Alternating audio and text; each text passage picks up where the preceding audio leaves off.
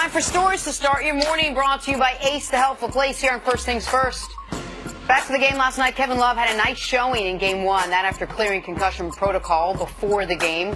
He had 21 points, 13 boards in the Cavaliers' loss to the Warriors in overtime. CeCe, how impressed were you with Kevin Love's performance? I wasn't impressed starting this morning because I'm bad about Kevin Love the whole playoff series. Then Nick started talking to me. Then Jenna asked me the question. Well, it was a bright spot for the Cavs. I was like, Now looking at it, looking at the stat sheet, and talking about it 4 or 5 times. Kevin Love was a bright spot. It's something you can look forward to in game number 2. Shot the ball well, didn't shoot it from three-point land effectively, but none of the Cavs did. But you gotta like seeing him being back on the court and looking like the all-star that he was. Love made one big mistake, fouling Steph with less than a minute left on an and one. But if I'd have told you going into this game, Kevin Love's going to play Kevin Durant to a standstill, you take that. Kevin Love was 9 of 20 from the field. Durant was 8 of 22. Love was 1 of 8 from 3. Durant was 1 of 7 from 3. Oh, what about defense? I mean, Durant, when he was guarding LeBron scored 30 points on 67% shooting. So I don't know what Love's defensive numbers were, but they can't be much worse than Durant's were. So if Love's going to play Durant to a standstill for the series, then we're going to have ourselves a series. I don't know if that's going to happen again, but I thought Love was pretty good yesterday. All right, on the other side, Kyle Korver saw limited minutes, didn't do much with his time on the floor. 16 minutes. He only had 3 shots and 3 points to show for it. What do you think of Korver's performance, Nick? Listen, you see why Ty Lue thought last year Korver wasn't playable in the NBA Finals. Yes. He is hunted down defensively, and so if he is not just absolutely lights out from 3, he's not a good option for you. What was so surprising is he was forget physical mistakes. He was making mental mistakes defensively last night. Yeah, he's always been a smart player, but you could see a lot of the switches. He got confused, had the Cavs, other defender confused, where they got some easy looks where they were targeting his guy either in a pick and roll. You're not normally going to see that. This team, there's something about how they spread the court, and because they have 4 shooters typically on the court, Kyle struggles against them. Big part in all 3 series leading up to this, not as much against the Warriors, Jenna. All right, moving on to LeBron and Steph's end-of-game interaction. Steph got upset with LeBron playing defense. And the game was out of hand at the end of overtime. LeBron having none of that. CeCe, what'd you make of the trash talk in this game? I'm all about it. I'm here for the trash talk.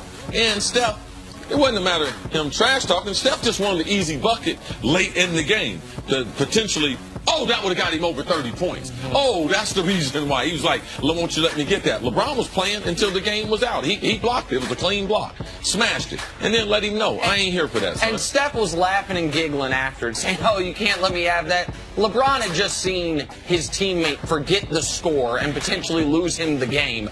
He was not in a laughing and giggling mode. Before the game was over, by the way, he and Steph doing the thing they do where they cover their mouths and they talk to each other and they had smoothed it over. These 2 guys do have a good relationship.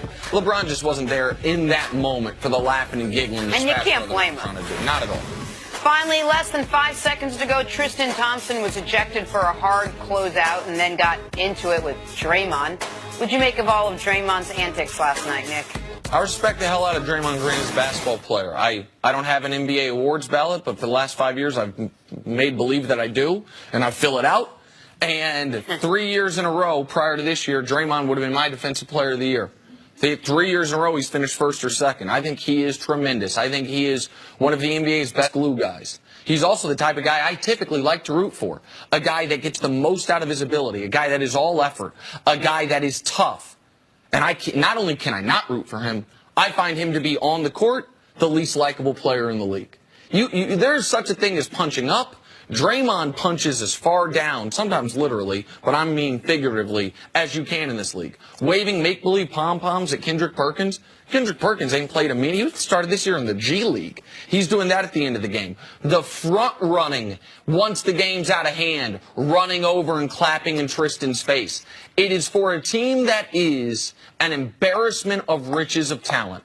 And nobody is a bigger beneficiary of that talent than Draymond, because they don't ask him to make any shots. They just ask him to do the dirty work stuff. For him to conduct himself the way he does on the court repeatedly, I just find distasteful. It shouldn't be hard to deal with, because in the scouting report, all professional teams, they let you know what are the strengths, what are the weaknesses of the player.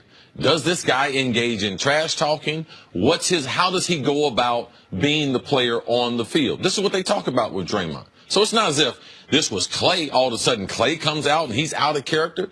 This is Draymond. There was a guy who played basketball, played it very, very similar to the way Draymond. His name was Dennis Rodman. He played with my friend Isaiah Thomas. And I like Isaiah, but I didn't like Dennis Rodman. And then here I am cheering for Michael Jordan, traveling around with him and Ron Harper. And who joins the team? Dennis Rodman. And here I am changing. Oh, now I'm doing Draymond. I'm cheering for Dennis Rodman. He kicked the camera guy, gets suspended. We can't depend on him.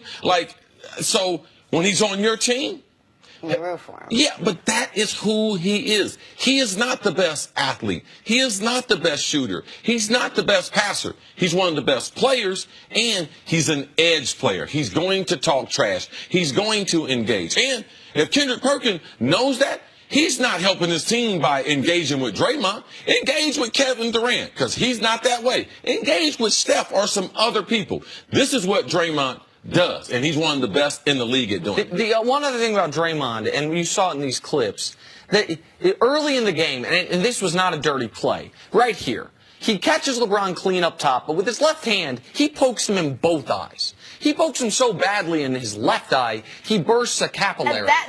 So that's different than all the trash talking. Well, but I actually, no, because I don't have a problem with the foul. I have a problem with the reaction to the foul, which is not different than trash talking. The protesting is so much that you get a technical complaining about what was a four-fingered eye poke, saying, what did I do? What are you talking about, man? Like, what are you talking about? And by the way, that's his fourth technical. 3 more and he'll miss a finals game. Oh, Draymond would never let himself miss a finals game due to his extracurricular behavior, except we've seen him do that before. So it just rubs me the wrong way, man. I can respect the talent and think the histrionics are distasteful. All right, so the game came down to overtime, right, after J.R. Smith's blunder at the